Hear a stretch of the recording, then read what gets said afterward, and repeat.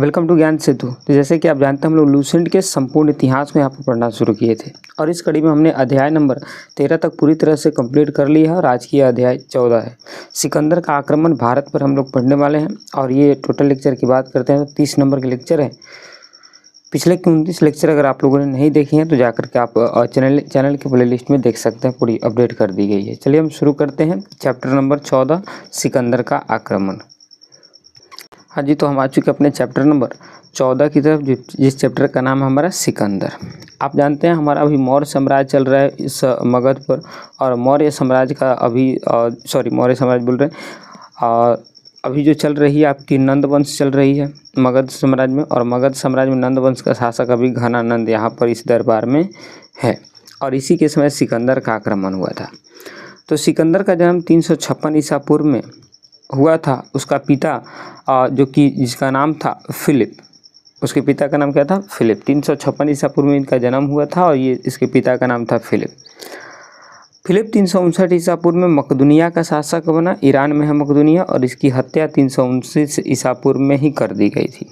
और जब इसकी हत्या कर दी गई तो उसी के तत्पश्चात सिकंदर अपनी मकदूनिया का नेक्स्ट रूलर बना और उसने ही आगे चलकर के अपने शासन को पूरी तरह से चलाया। सिकंदर अरस्तु का शिष्य था और अरस्तु प्लेटो के शिष्य थे और प्लेटो सुकरात के शिष्य थे, ये आप ध्यान में रखेंगे। सिकंदर ने भारत विजय का अभियान 326 ईसा पूर्व में प्रारंभ किया था और 326 ईसा पूर्व में इसने सर्वप्रथम इस भारत पर आक्रमण किया था। सिकंदर का सेनापति सेल्यूकस निकेटर था और सिकंदर को पंजाब के शासक पोरस के साथ युद्ध करना पड़ा, क्योंकि जब ये आ रहा था उधर से ईरान होते हुए तो सबसे पहले तो इसने आपकी तक्षशिला के राजा आम्भिक को हराया और आम्भिक को हरा करके तब ये आगे की तरफ बढ़ा, जहाँ पर इसकी मुलाकात पंजाब के राजा पोरस के साथ हो गया। पोरस ने इसका जमकर मुकाबला किया और उसी के साथ एक युद्ध लड़ा जिसको हाइडे स्पीच का युद्ध कहा जाता है। तो आपसे क्वेश्चन पूछेगा कि बताइए हाइडे स्पीच का युद्ध कब हुआ? तो ध्यान में रखेंगे 326 ईसा पूर्व में हुआ था हाइडे स्पीच का युद्ध।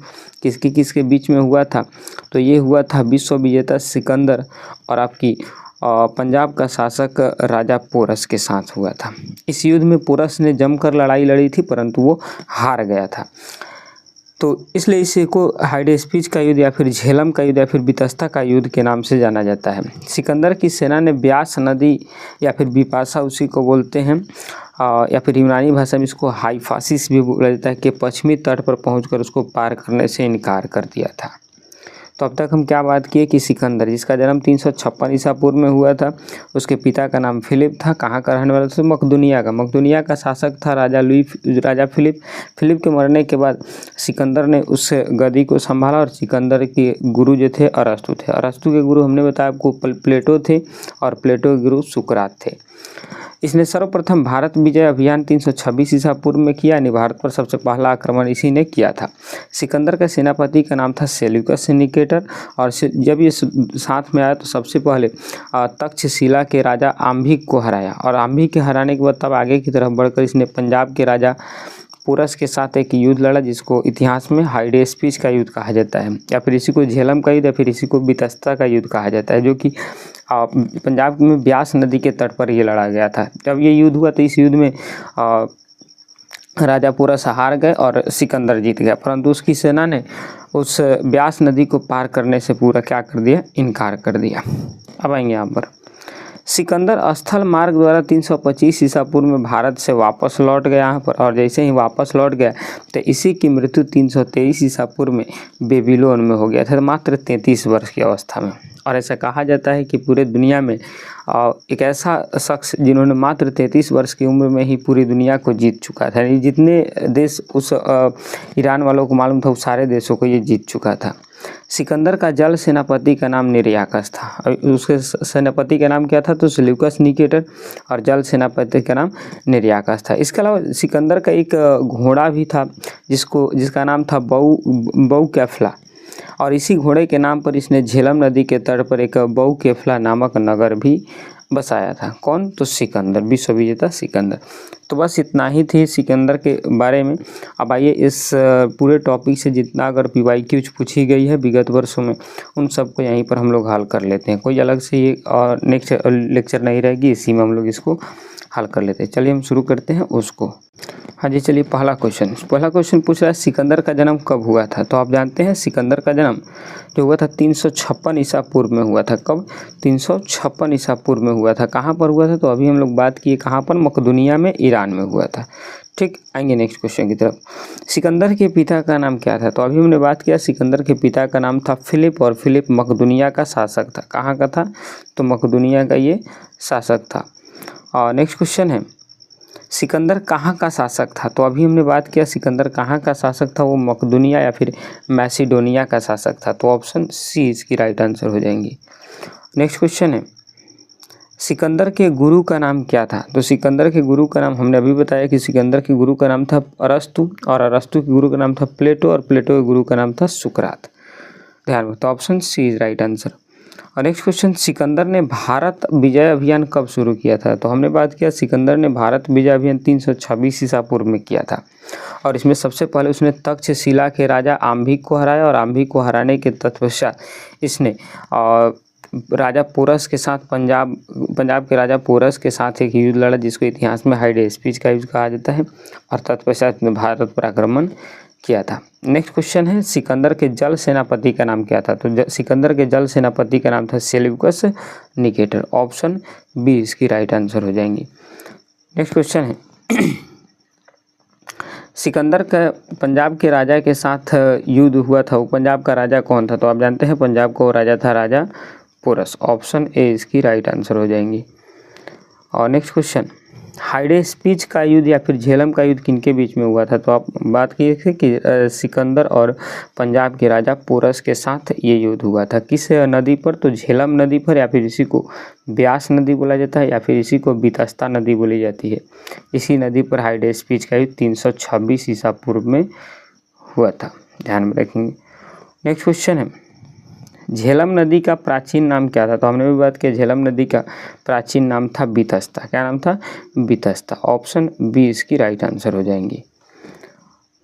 नेक्स्ट क्वेश्चन है सिकंदर की सेना ने किस नदी के पश्चिमी तट पर पहुंचकर उसे पार करने से मना कर दिया था। तो वहीं थी ब्यास नदी थी, और ब्यास नदी के पश्चिमी तट पर पहुंच करके और आगे की तरफ बढ़ने से क्या कर दिए, लोग मना कर दिए। अगला क्वेश्चन है सिकंदर के स्थल मार्ग द्वारा भारत से कब लौट गया था। तो आप जानते हैं 326 ईसा पूर्व में ये भारत पर आक्रमण किया था, और 325 ईसा पूर्व में ये वापस लौट गया भारत में। BC आप जानते हैं उल्टा चलती है बिफोर क्राइस्ट। तो ऑप्शन बी इसकी राइट आंसर हो जाएंगे। और नेक्स्ट क्वेश्चन है सिकंदर की मृत्यु 323 ईसा पूर्व में कहाँ हुई थी। तो आप जानते हैं सिकंदर की मृत्यु 323 ईसा पूर्व में बेबीलोन में हुई थी। कहाँ पर हुई थी? बेबीलोन। ऑप्शन सी इसकी राइट आंसर हो जाएंगे। नेक्स्ट क्वेश्चन है सिकंदर की मृत्यु के समय उसकी आयु कितनी थी। तो आयु थी मात्र 33 वर्ष, और 33 वर्ष में इसी का नाम पड़ता है विश्व विजेता सिकंदर। विश्व विजेता सिकंदर क्यों पड़ा था? तो हमें भी बताया कि उस समय जितने भी देशों के बारे में ईरान वालों को मालूम था, उन पूरे देशों को इसने जीत लिया था। नेक्स्ट क्वेश्चन है सिकंदर के जल सेनापति का नाम क्या था। तो अभी बात की जल सेनापति का नाम था निर्याकस, थल सेनापति का नाम था सेल्यूकस निकेटर, और जल सेनापति का नाम था निर्याकस। और फिलिप कौन था? तो राजा लुई फिलिप उसके पिता का नाम था। किसके? तो फिलिप इसके पिता का नाम था। नेक्स्ट क्वेश्चन सिकंदर के प्रिय घोड़े का नाम क्या था। तो अभी बात की सिकंदर के प्रिय घोड़ा का नाम था बऊ केफला या फिर बऊ फेगला, इसे इसका नाम था। ऑप्शन बी इसकी राइट आंसर हो जाएंगी। नेक्स्ट क्वेश्चन है सिकंदर ने अपने घोड़े के नाम पर किस नदी के तट पर कौन सा नगर बसाया। झेलम नदी के तट पर कौन सा नगर बसाया था। तो अब झेलम नदी के तट पर कौन सा नगर बसाया था। तो इसने बताया था बहू केफला नगर। कौन सा? बहू केफला। और सिकंदरिया या फिर इसी को कहा जाता है एलेक्जेंड्रिया, इसको भी सिकंदर ने बसाया था। विश्व की पहली विश्व बाजार थी ये। नेक्स्ट क्वेश्चन है सिकंदर ने भारत पर विजय प्राप्त करने के उपलक्ष्य में कौन सा नगर बसाया था। तो सिकंदर ने भारत पर विजय प्राप्त करने के लिए निकैया नगर की स्थापना किया था। और आप जानते हैं निकैया नगर की स्थापना किया था और अपने घोड़ा के नाम पर झेलम नदी के तट पर बहुकेफला नामक एक नगर भी बसाया था इसने। और इसी ने एक विश्व बाजार के रूप में अलेक्जेंड्रिया फिर सिकंदरिया की स्थापना किया था। नेक्स्ट क्वेश्चन है, सिकंदर के आक्रमण के समय उत्तर भारत पर किस वंश का शासन था? यानी डायरेक्ट पूछ रहा है कि मगध पर किस वंश का शासन था। तो मगध पर किस वंश का शासन था? तो अभी ये शासन चल रही है नंद वंश। और नंद वंश के राजा कौन यहाँ पर हैं? तो नंद वंश के राजा घनानंद यहाँ पर राज कर रहे हैं, अभी ध्यान में रखेंगे। तो नेक्स्ट क्वेश्चन है, नंद वंश का वह शासक जो सिकंदर का समकालीन था। तो अभी बताया आपको घनानंद, या फिर इसी को धनानंद भी कहा जाता है। तो यही उसके समकालीन था। तो ऑप्शन बी इसकी राइट आंसर हो जाएंगी। नेक्स्ट क्वेश्चन है, सिकंदर के गुरु अरस्तु किसके शिष्य थे? तो अभी बताए सिकंदर का गुरु था अरस्तु, अरस्तु के गुरु थे प्लेटो, और प्लेटो के गुरु थे सुकरात। तो अरस्तु के गुरु पूछ रहे कौन थे? तो प्लेटो थे। कौन थे? प्लेटो। ऑप्शन बी राइट आंसर हो जाएंगी। नेक्स्ट क्वेश्चन है, सिकंदर ने भारत में कुल कितने महीने बिताया था? तो ऐसा माना जाता है कि इसने भारत में कुल 19 महीने बिताए थे। और 19 महीने बिताने के तत्पश्चात 325 ईसा पूर्व में यह वापस लौट गया था। कहाँ पर लौटा था? तो बेबीलोन में लौटा था। और बेबीलोन में ही उसकी मृत्यु हो गई थी बीमारी के कारण। अच्छा, एक चीज़ और, झूलता हुआ बगीचा, आपसे क्वेश्चन पूछेगा झूलता हुआ बगीचा कहाँ है? झूलता हुआ बगीचा तो ध्यान में रखिए बेबीलोन में है। कहाँ पर है? बेबीलोन में है, जहाँ पर विश्व विजेता सिकंदर की मृत्यु हुई थी। नेक्स्ट क्वेश्चन है, सिकंदर के पिता फिलिप मकदूनिया के शासक कब बने थे? तो आप जानते हैं 359 ईसा पूर्व में यह मकदूनिया के शासक बने थे। ऑप्शन ए इसकी राइट आंसर हो जाएंगे। और नेक्स्ट क्वेश्चन 23 नंबर, सिकंदर की पत्नी का नाम क्या था? तो वहाँ पर तो हम लोग पढ़े नहीं, लेकिन यहाँ पर बता देते हैं, उसकी पत्नी का नाम था रेक्सोना। तो सिकंदर की पत्नी का नाम क्या था? रेक्सोना था, ध्यान रखें। और ये हेलन कौन थी, या फिर हेलेना कौन थी? तो ये सेल्यूकस निकेटर की पत्नी थी, क्योंकि इसी के बाद अब भारत में नंद वंश का अंत होगा। चंद्रगुप्त मौर्य द्वारा उसका अंत करके एक नया वंश मौर्य वंश की स्थापना करी जाएगी। और इसी मौर्य वंश का राजा जब चंद्रगुप्त मौर्य बनेगा, तो इसी चंद्रगुप्त मौर्य के समकालीन भारत पर सिकंदर के सेनापति सेल्यूकस निकेटर का आक्रमण होगा। और ये सेल्यूकस निकेटर जब भारत पर आएगा, तो इस चंद्रगुप्त मौर्य के साथ युद्ध करेगा। इस युद्ध में सेल्यूकस निकेटर हार जाएगा, और हारने के तत्पश्चात अपनी पुत्री हेलेना का विवाह चंद्रगुप्त मौर्य से करेगा। और बदले में चंद्रगुप्त मौर्य उसको 500 हाथी गिफ्ट में देगा, और बदले में सेल्यूकस निकेटर उसको एरिया, अराकोसिया, जेड्रोसिया और पेरिपेनिसडियाई को दहेज के रूप में चंद्रगुप्त मौर्य को देगा। ये नेक्स्ट चैप्टर है हमारी। तो राइट आंसर रेक्सोना हो जाएगी। नेक्स्ट क्वेश्चन है, पोरस का राज्य किन दो नदियों के बीच स्थित था?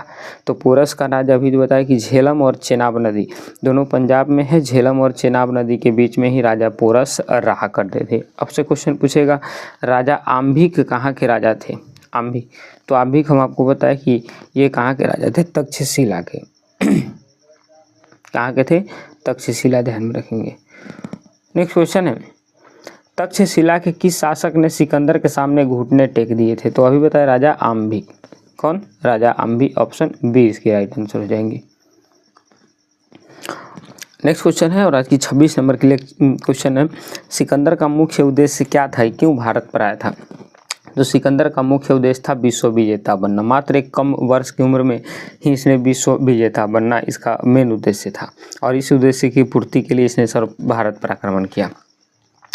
अरस्तु के गुरु प्लेटो किसके शिष्य थे? तो अभी बताया अरस्तु के गुरु थे प्लेटो, और प्लेटो के गुरु थे सुकरात। तो सुकरात ऑप्शन बी इसकी राइट आंसर हो जाएंगी।